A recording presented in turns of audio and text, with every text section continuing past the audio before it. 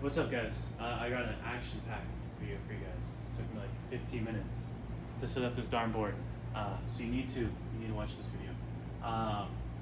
We're going over all of the characteristics of graphs. So over on this board, I kind of have it listed. If you guys want to take a picture of it, this is kind of like a note section for you guys on little quick notes on how you identify each of these. It's over 10 things. It's a lot going on. And then we're going to move over to the other board, and I'm going to actually do some sample problems identifying each of these things so you can kind of see them in practice. But I'm just going to briefly talk about each of these. These should all be reviewed, by the way. So I know it's a lot of vocab being thrown at you guys, but most of them you've seen before, and the ones you haven't are pretty easy, I think. So first, x-intercept, y-intercept. These are pretty easy. I also have this example here to kind of show you what each of those mean. X-intercept is the point where you hit this flat line. So it's the point where you hit the x-axis. The y-intercept is the point where you hit this up and down line, the y-axis. So like that would be your y-intercept, that would be your x-intercept. The domain is a list of all x values from lowest to highest. Remember with domain, a lot of the time we're using infinities at one point or another. The range is the lowest point on our graph to the highest point on our graph. Again, there's going to be a lot of infinities involved. Hopefully that kind of reminds you of domain and range a little. Next, we have the minimum and maximum. These kind of go hand in hand because on most graphs, we're either going to have a minimum or a maximum. It's going to be rare where we see both. It does come up time to time though. But the minimum would just be the lowest point on our graph. The maximum would just be the highest point on our graph. So we never go lower than that, or we never go higher than that. Discrete versus continuous. Graphs are discrete if they're not lines. So if it's like you're given 10 points of data that you plot on your line, and you're not drawing a line through those points, it's just a dot, a dot, a dot, a dot, that would be called a discrete graph. But if a line does go through it, it is a continuous graph. Increasing or decreasing, once again, should be pretty trivial. Your graph is increasing if it's going up. It's decreasing if it's going down over time. Opens up or opens down. This happens with our quadratic graphs that look like U's. So it opens up, you see, up, U, if it looks like a U. It opens down if it looks like an N. And then these two things are called asymptotes. We're not going to get into those a ton on this unit, but they are going to be a very important topic in Math 3. Vertical asymptotes are just vertical dotted lines on your graph that represent like a barrier that your graph never comes across. So like you'll see later, but like a vertical asymptote, what it would do is if you have a line, as it would get closer to this asymptote, it would never actually cross it. It would never hit it. It would just keep getting closer and closer and closer, but it would never actually hit this line. And the same thing with the horizontal asymptote, except this one is horizontal. It's going side to side. Okay, so I just said a lot, I wrote a lot on the board. What does that all actually mean? So now I'm going to move you guys over to the other whiteboard. You guys are going to be a little closer to me now. Where I have two examples for you guys here. So in these two examples, I should actually be able to kind of show you guys what each of those means in practice. So if we're looking at this, we have a quadratic graph here. It's that U-shaped graph that you guys should be pretty familiar with. And these are kind of the main characteristics I need you guys to know. There's a lot of them over there that I'm just going to teach you guys about, but aren't as important, at least at the moment. These are kind of the main ones I want you guys to focus on, but I am going to kind of touch on those when I'm talking about this graph. So first things first, looking at this graph, do we have any x-intercepts? It's possible to have no x-intercepts. It's possible to have one x-intercept. It's possible to have two x-intercepts. It's possible to have 3, 4, as many x-intercepts. So we're just looking along this flat line here and saying, does our graph ever cross this flat line? And you should see, it does right here, and it does right here. So we have two x-intercepts, there and there. And so how we write these is we express them as points. This is at the point -4, 0.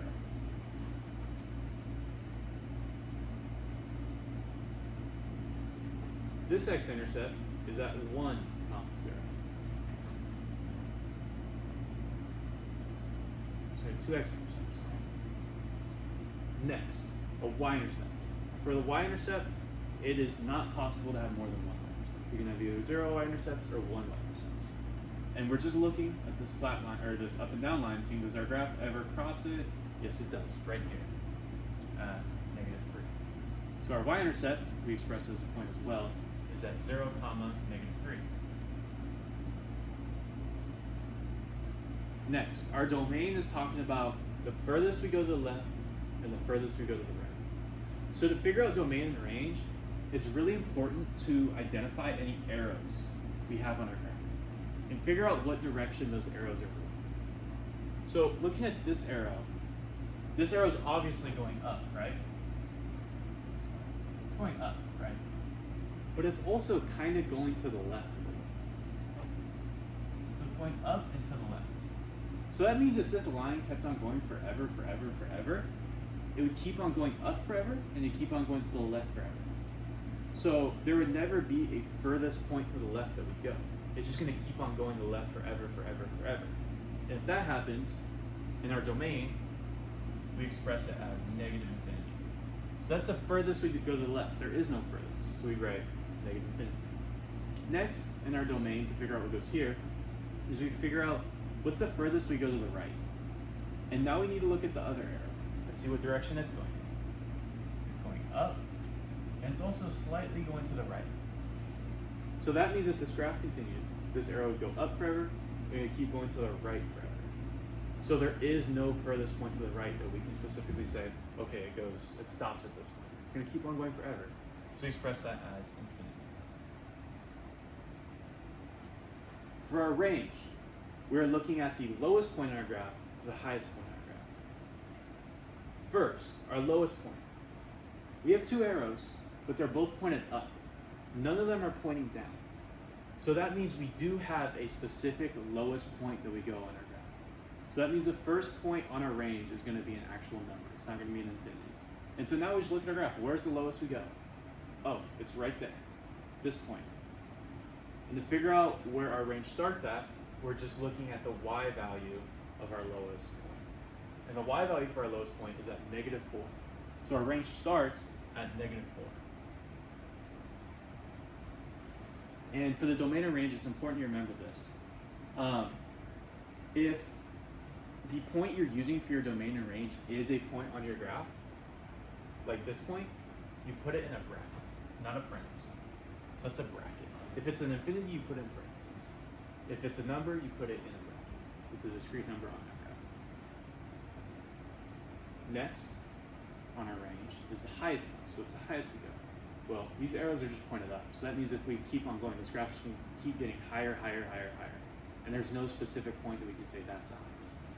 So our range goes on to infinity. Next, I want you to identify, do we have a minimum or a maximum? And you can see clearly we don't have a maximum. It's going to keep on going up. So there's no point we can say, okay, that's the highest point. But there is a lowest point right here. We can say this is the lowest we go. We will never go lower than this, even if these lines keep on going forever. So this right here is our minimum, and it's at the x value, -2, and the y value, -4. So we have a minimum at -2,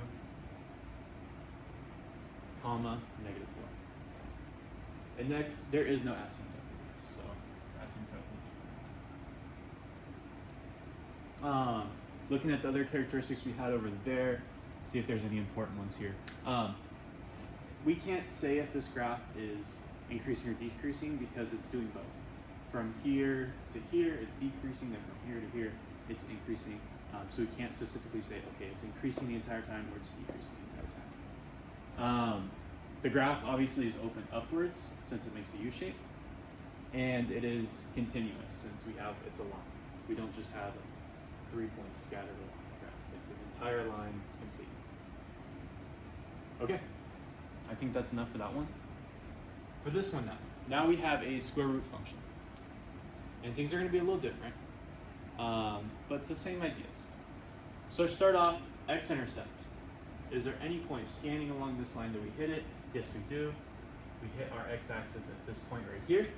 So you have an x-intercept at the point -1, 0. Y-intercept, we're looking at this vertical line. Is there a point where we hit this vertical line? Yep, right here. So our y-intercept is there at 0, comma, 1. Next, our domain, the furthest left to the furthest right. So we start by looking at this graph and saying, is there a furthest we go to the left? And you should note that, yes, we never go further left than this point. And there is not an arrow here, the graph just stops here. So that means this is our furthest point to the left, even if this arrow goes on forever, forever, forever. So our furthest point to the left here is right here. And if we look at the x value it's up here at -2. So our domain starts at -2. Remember, we put it in brackets. Next, the furthest to the right, we need to look at this arrow. And we can see that this arrow is going up and it's going to the right. If this kept on going forever, forever, our graph would keep getting higher and more towards the right. So that tells us, in terms of our domain, there is no furthest point to the right. We're actually just going to keep on going forever, forever, forever. So you put comma infinity. Now, for our range, is there a lowest point in our graph? You should know, yes, there is. We never go lower than this dot right here. And for the range, we're talking about the y value. So we're saying, what is the y value at this point right here? We can go over to our y-axis. It's once again -2. And then the highest value for our range, if this graph kept on going, is just keep getting higher, higher, higher, higher, up towards infinity.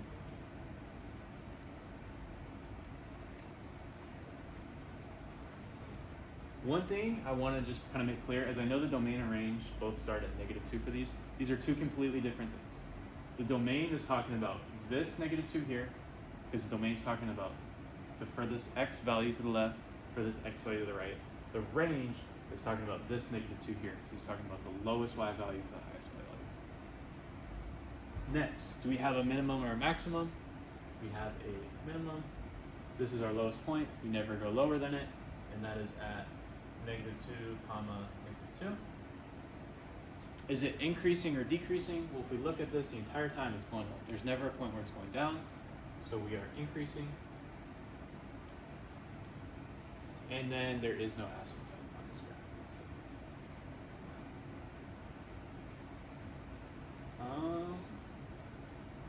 And that's kind of it in terms of how the other examples would apply. This one is continuous, but that's kind of the only thing we can add to it. But yeah, a lot to see here. I highly recommend that you watch this video the one time, and then after that, don't rewatch the entire video. If you're struggling with just domain, then just go to the parts we're talking about domain. Just go to the parts we're talking about range. Kind of pick through this video and see what you need help with.